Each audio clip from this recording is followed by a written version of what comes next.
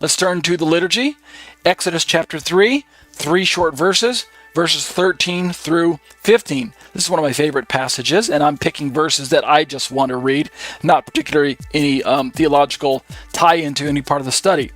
God and Moses are having this discussion about sending Moses into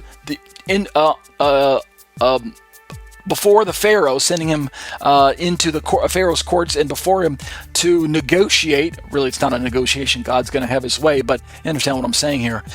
Moses is going to tell Pharaoh, God says, let my people go.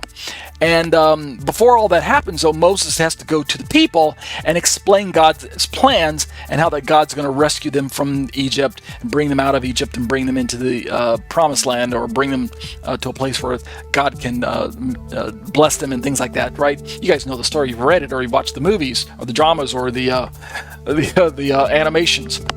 Or I just watched recently Exodus of Gods and Kings, I think, with Christian Bale playing the part of Moses. Wow, that was a really good Hollywood rendition of the story.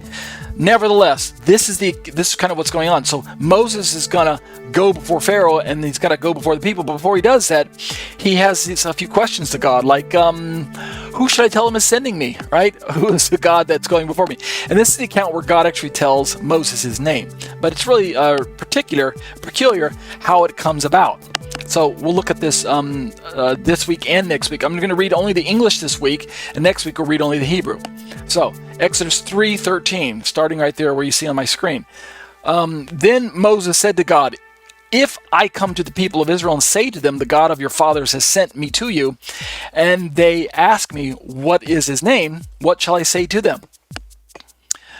God said to Moses, I am who I am. And he said, say this to the people of Israel, I am has sent me to you. And then verse 15, God also said to Moses, scroll up there.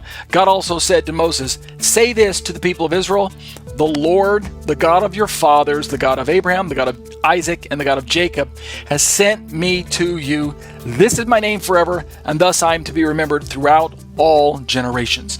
We're going to look at the Hebrew of that next week. It's very peculiar what God actually says to Moses about I am who I am, and then say to the people, the Lord God, what is it about the name of God that can be gleaned from this particular passage?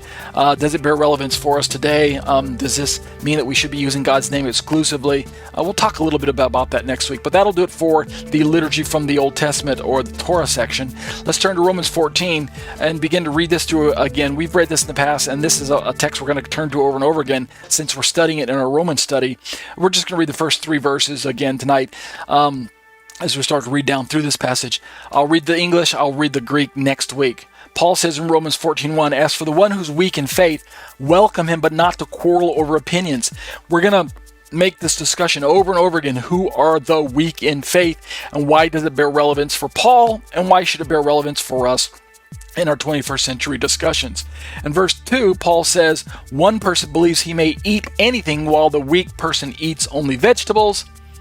And in verse 3, he says, let not the one who eats despise the one who abstains, and let not the one who abstains pass judgment on the one who eats, for God has welcomed him.